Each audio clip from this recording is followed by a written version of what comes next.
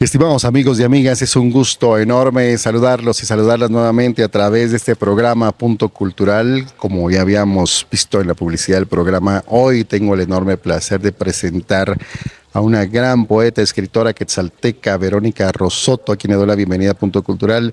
Verónica, para mí es un enorme gusto tenerla aquí en Punto Cultural.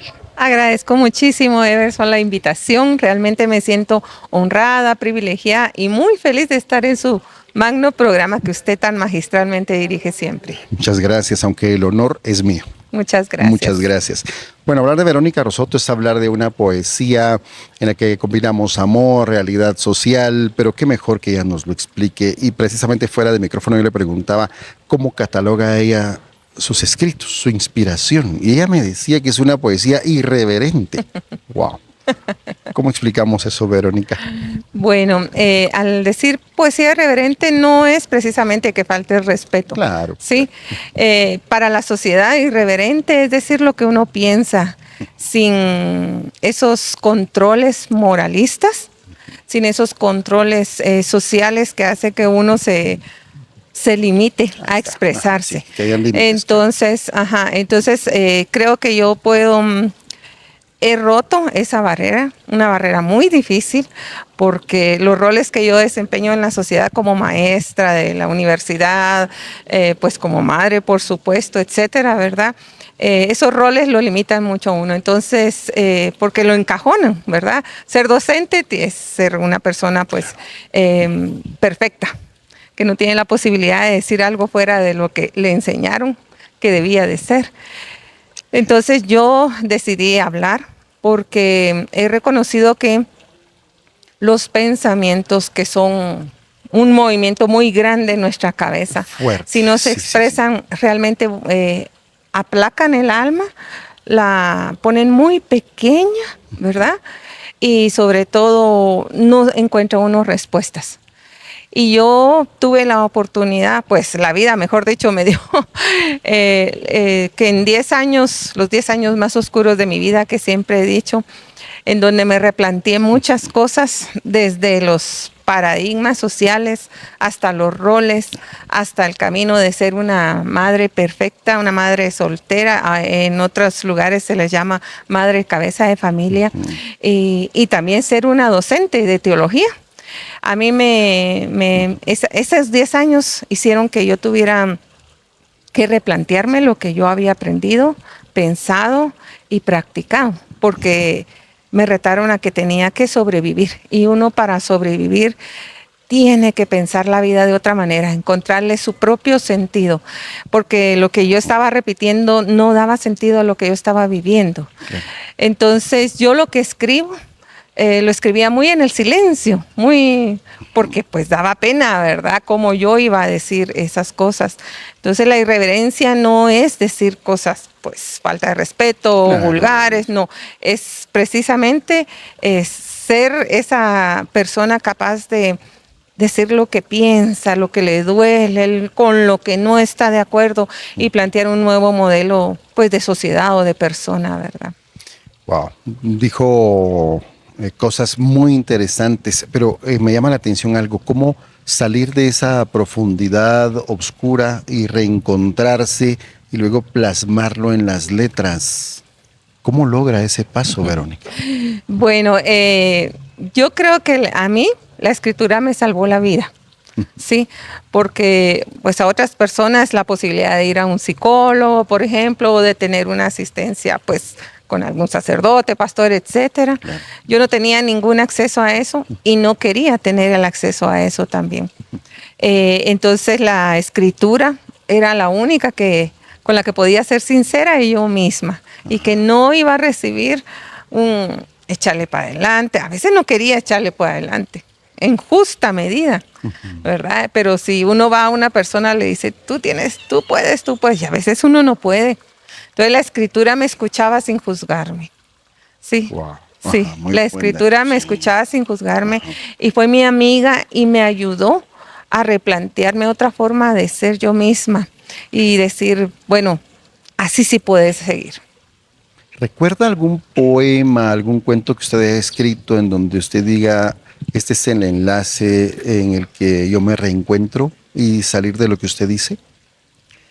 Algo que haya escrito que de repente lo pueda compartir. Eh, es muy especial, realmente lo que usted dice, estamos hablando de profundidades del ser y eso es lo impresionante cuando se va conociendo al poeta o a la poeta desde adentro. A veces los poemas se leen como algo superficial, pero debemos de aprender o ir conociendo esa interpretación de las letras, de dónde surgen, cómo surgen. Y lo que usted acaba de decir es muy interesante en cuanto a esa profundidad de decir, bueno, tengo que salir de esto. Y como usted decía, la escritura me salva la vida.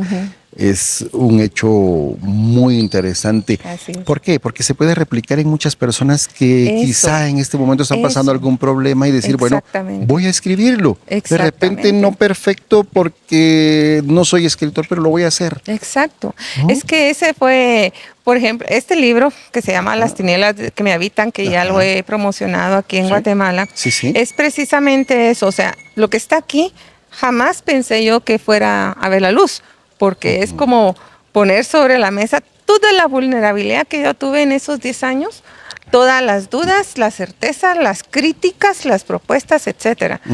Entonces, pero pasado ese tiempo, esa oscuridad, esas tinieblas, yo me senté un día y dije, ¿y si de repente esto le sirve a alguien? Claro. ¿Y si de repente? Y decidí escribirlo, ¿verdad? Y bueno, fue bien aceptado por ADESCA, que fue quien financió el proyecto. Es una organización gubernamental que está en Guatemala.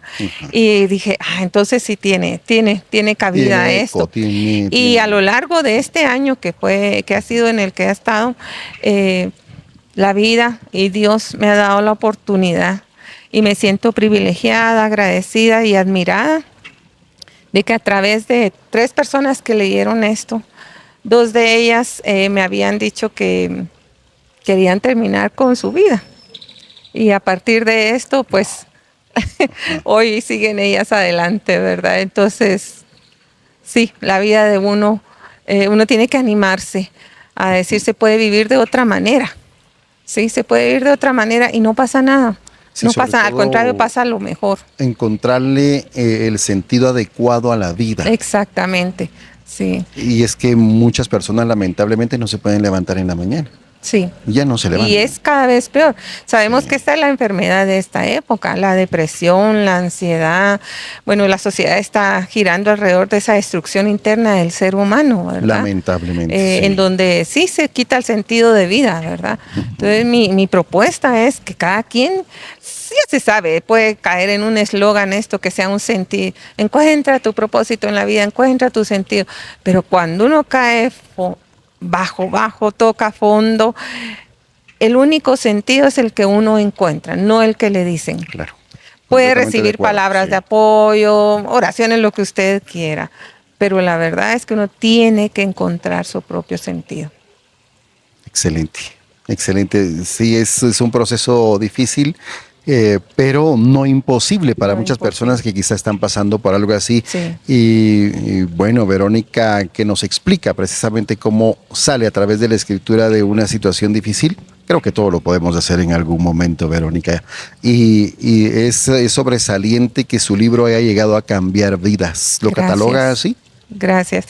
Pues yo espero que pueda llegar a más, porque también en medio de una sociedad tan competitiva, estamos muy solos en nuestras situaciones personales. Entonces yo sí, ese es mi propósito. Eso fue simplemente, ¿verdad? Que sea una compañía y que la gente se sienta en libertad. Y por eso yo digo aquí que el libro es un acercamiento poético narrativo a las temáticas que carga el ser humano como tinieblas sobre sí, porque muchas preguntas nos opacan y las respondemos con voz de otros, pero no con nuestra propia voz, porque no creemos en que podemos tener una opinión válida y profunda, pues. Si nos autodescalificamos. Exactamente, digamos, así es. Cuando valemos mucho más que la opinión de cualquier otra persona. Sí, y no es que las otras no sean buenas, pero es que hasta qué punto nos da a nosotros el empujón necesario para salir. Entonces yo rescato la voz de todos como válida, como potente, no las que siempre se han mantenido.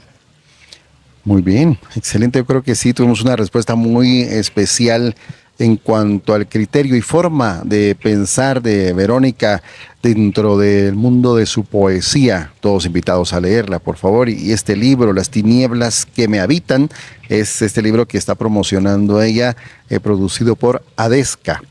Pero Verónica, ¿nos va a leer algo acerca de ese enlace del que le pregunté? ¿Qué considera usted que es ese enlace que no solo le sirvió a usted, sino le puede servir a otras personas para decir, no, yo puedo salir de esto? Bueno, este libro tiene como muy pocos momentos de luz, digámoslo así, Ujú, ¿sí? sí. Porque la verdad es que, por eso dice las tinieblas, ¿verdad? Porque Ajá, sí. yo anduve en las tinieblas, me confronté a ellas, les hablé, las cuestioné, las critiqué, las saqué, ¿verdad? Entonces hay pocos momentos, o sea, el momento en que yo salgo a luz es cuando cierro esos 10 años, ¿verdad? Y entonces tengo otros escritos al respecto, Claro, ¿verdad? claro, Pero claro. aquí hay uno que precisamente este poema tiene que ver con el nombre del libro ¿Sí? y se llama Las sombras que me habitan. Ujú.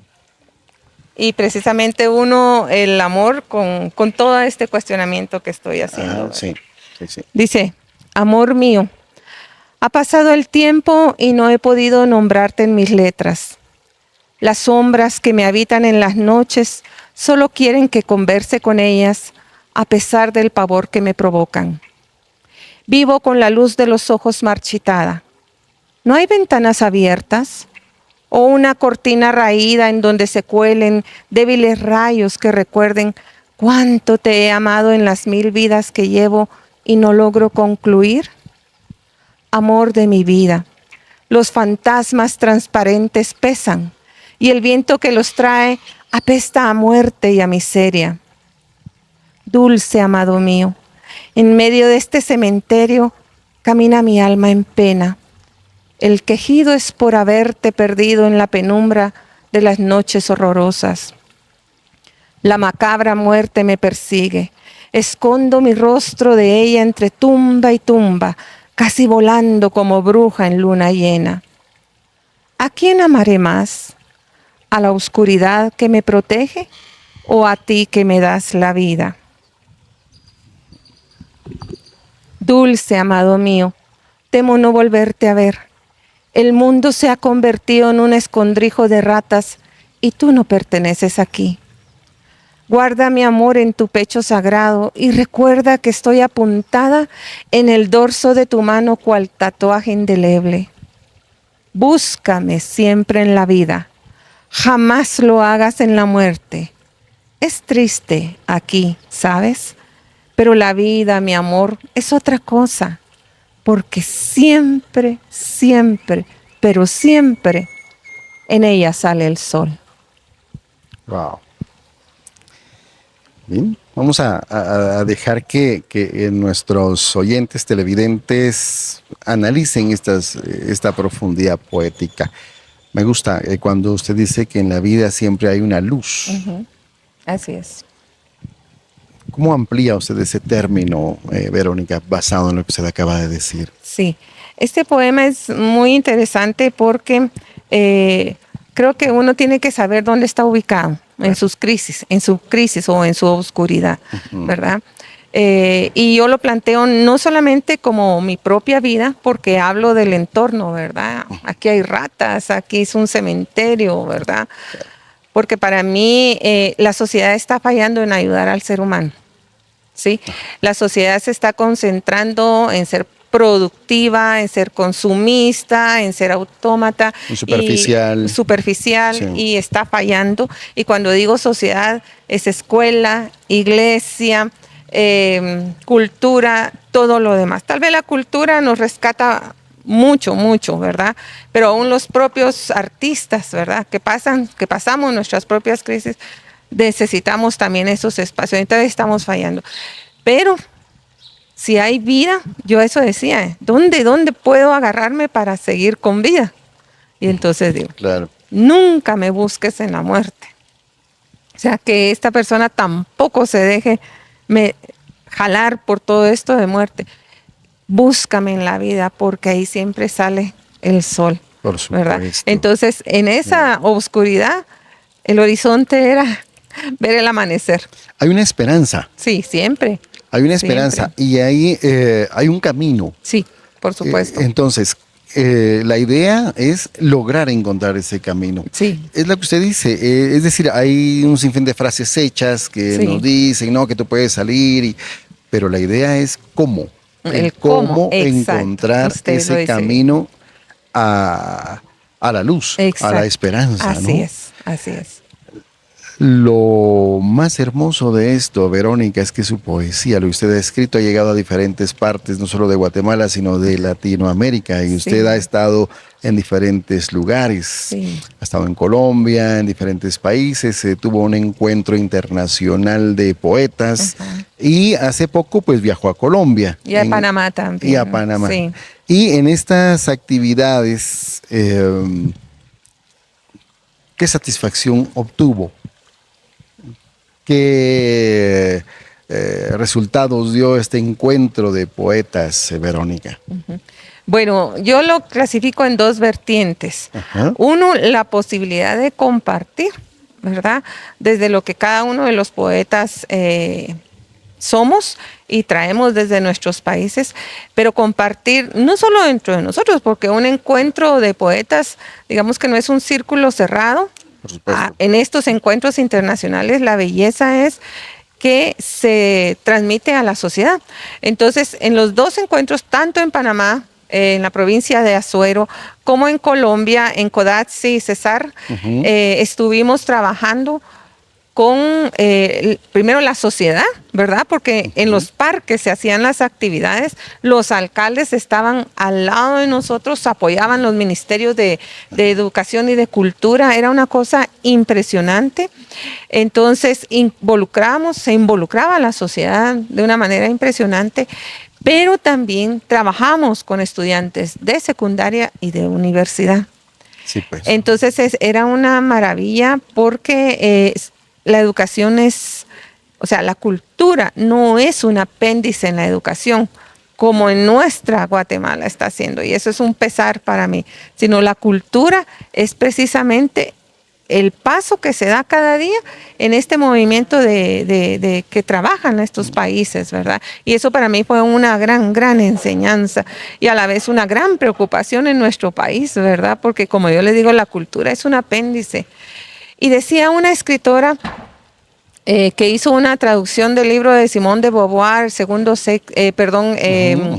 no el segundo sexo, sino una habitación propia. Ella decía que la cultura, la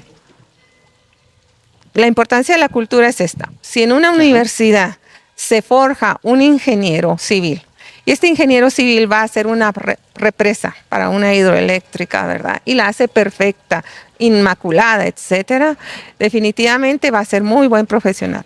Pero si él lleva la cultura, él va a llevar el compromiso con la naturaleza, con las comunidades indígenas, con la sociedad. Claro. Entonces hay una conciencia de trabajo y no solo un hacer, sino también un crear, ¿verdad? Alternativas de vida. Y es que la cultura es la matriz. Exacto. Indiscutiblemente de conductas, de normas, de comportamiento. Exacto. Y es importante que todos los profesionales lo sepan. Ahora, Verónica, ¿cómo poder llevar este lado a una instancia como Quetzaltenango, como Guatemala, en donde lamentablemente, como usted lo dice, y está a la luz del día, la cultura no es prioridad lamentablemente en nuestro país? Sí, Sin embargo, nuestros artistas y estas formas de pensamiento y de criterio como el que usted tiene, necesita mucha difusión. Exacto. Desde la escala parvularia hasta la universitaria. Por supuesto. ¿Cómo hacer para poder ir incluyendo esta enseñanza cultural a una escala más fuerte en las universidades, a todos los estudiantes?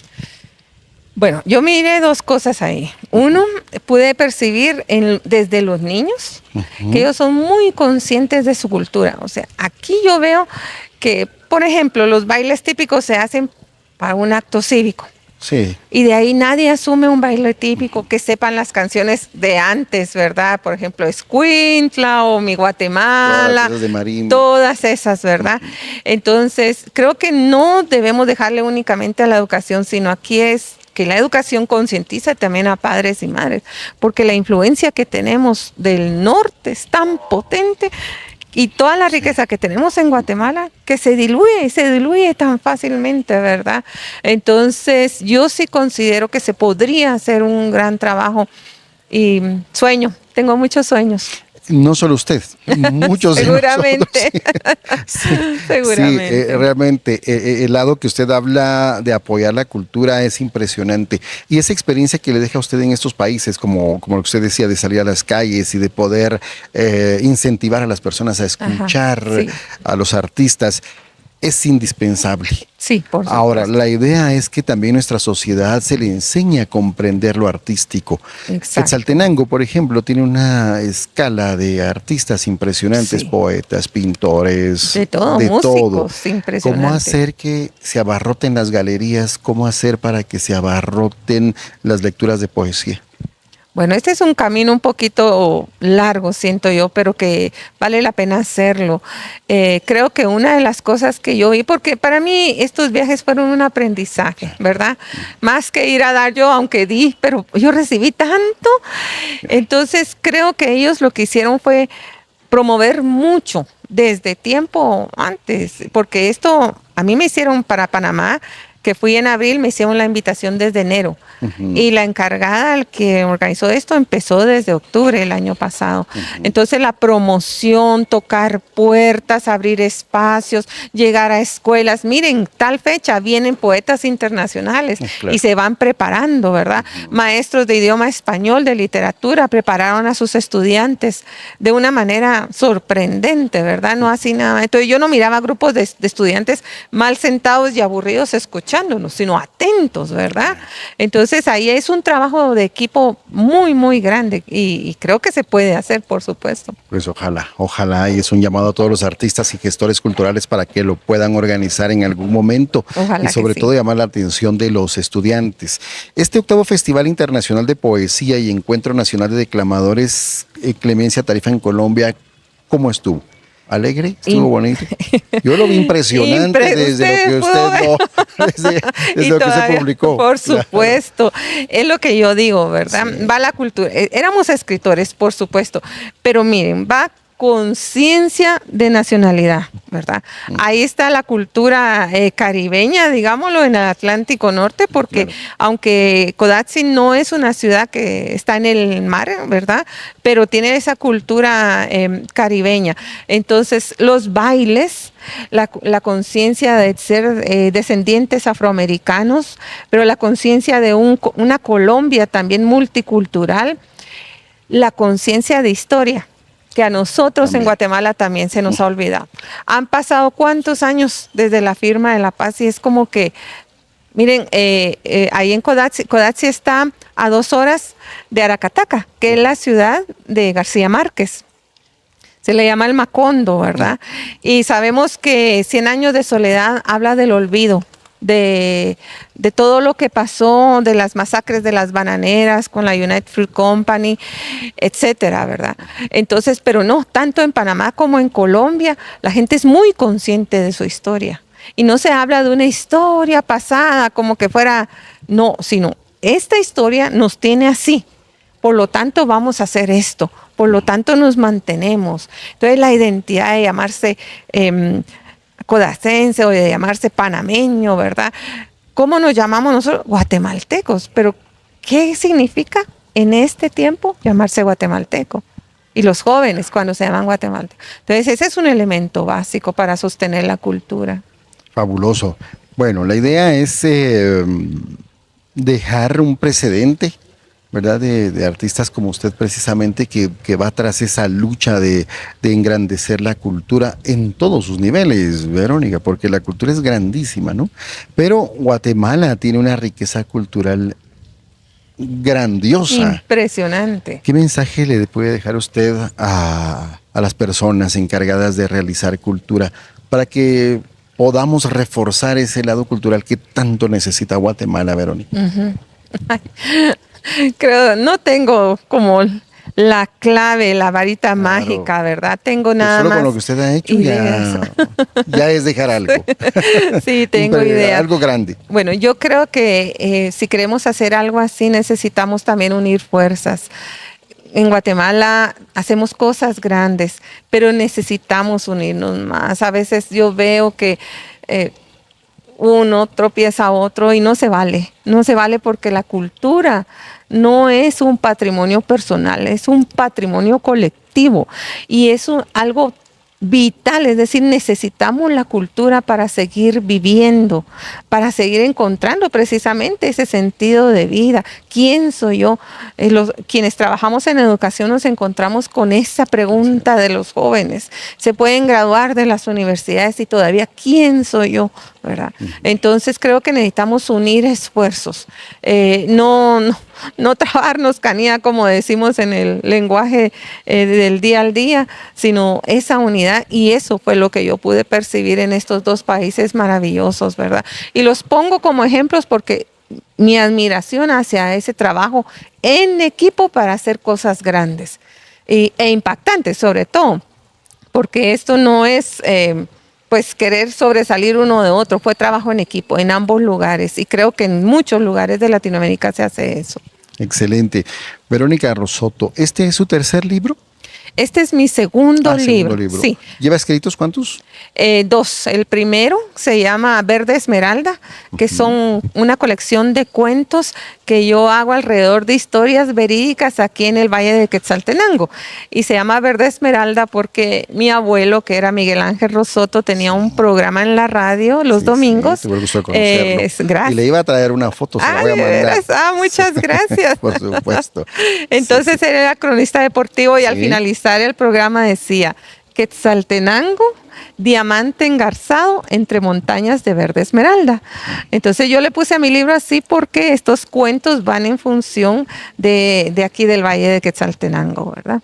Excelente. Y este libro que, como usted ya lo explicó, habla de una profundidad más personal, sí, de algo más, bueno, obviamente muy subjetivo, pero que invita a hacer cambiar a los demás desde esa subjetividad negra que podemos tener en algún momento. Obscura, ¿verdad? Sí.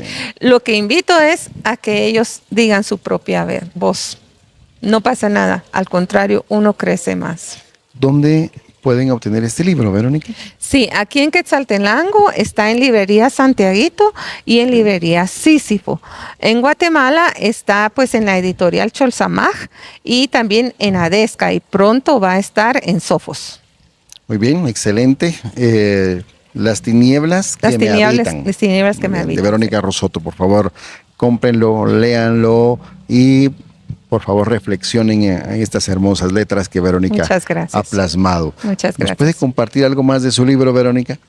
Sí. Sí, para dejar con la idea a nuestros amigos que nos ven. Esta mañana precisamente saludamos a Edgar López, que nos brindó el espacio aquí en Casa NOC para poder realizar esta entrevista. Gracias, Verónica. No, con todo gusto. Mi libro también recoge historias de otras mujeres, ¿verdad? Que también pasan situaciones difíciles. Entonces, con mucha humildad yo me hago voz de ellas. Y hoy voy a hacerme voz de una mujer que es colectiva. Se llama María Guatemala. Muy bien. Y lo escribí a razón de los 200 años de independencia. Yo lo pongo entre signos de interrogación. 200 años de independencia. Y dice así: yo veo a María Guatemala todos los días, caminar descalza entre tierra y polilla. Sus pies morenos de tierras quebradas se hacen uno con el camino enlodado de nostalgia. Yo supe de ella desde que nací. Muchos cuentos se inventaron en su nombre, portando apodo, seudónimo, sobrenombre, patronímico, sustantivo y calificativo. Y ni uno de ellos fue tan vil como decir que era igual a quien la esclavizó, con tal de que pensara que en donde pasaba, como la plata pesaba. Y ahí la pusieron falsamente en la historia, quedando impregnada en devaluada moneda de 1/4 de quetzal. María Guatemala ha llorado mucho entre la selva, los ríos y las casas donde trabaja. 500 o 200 años son igual que cada día, pues para contar no tiene dedos, ni noches y pocas alegrías. Yo la conocí con un tanate encima de sus hombros, desde que era niña y sin poder juzgar. Y a María Guatemala le aguardaban aún más. Si se escribieran sus desconsuelos, no alcanzaría a cualquier mortal las hojas y hojas donde dejar un testamento de suspiro, lloro y largos lamentos ahogados en su sudor. María Guatemala también tiene sueños que contar, como cuando oye ríos cantar junto a árboles altos, sus ramas rozar, o cuando ve a una loba que ha parido sus crías libres y al viento. Ella quisiera ser como ellos, pues ahora vive como perro fiel de un gran señor burgués, que a chasquido de dedos ha sido entrenada para saber qué hacer. Y cuidado no hace caso, el golpe sobre su cerviz dará. María Guatemala no tiene edad, ni 500 ni 200 le alcanzan para contar los días y noches en que presente está desde que empezó el mundo a vibrar.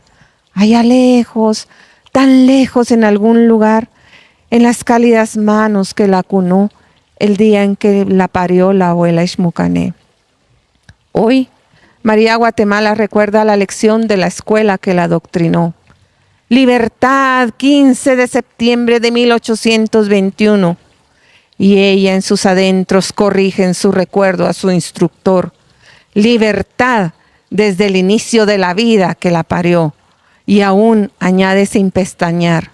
No recuerdo jamás haberme topado con semejante dama en mi duro y largo caminar. Wow. Muchas gracias. Gracias, Verónica, Con por todo compartir gusto. este tema hermoso. María Guatemala. Sí, cuenta una realidad, pues, una realidad muy intrínseca de Guatemala, ¿no? Gracias. Muy constante. Sí, muy sí, constante. claro. Gracias por este poema. Lo Con encuentran todo en Las gusto. tinieblas que me habitan, este libro de Verónica Rosoto.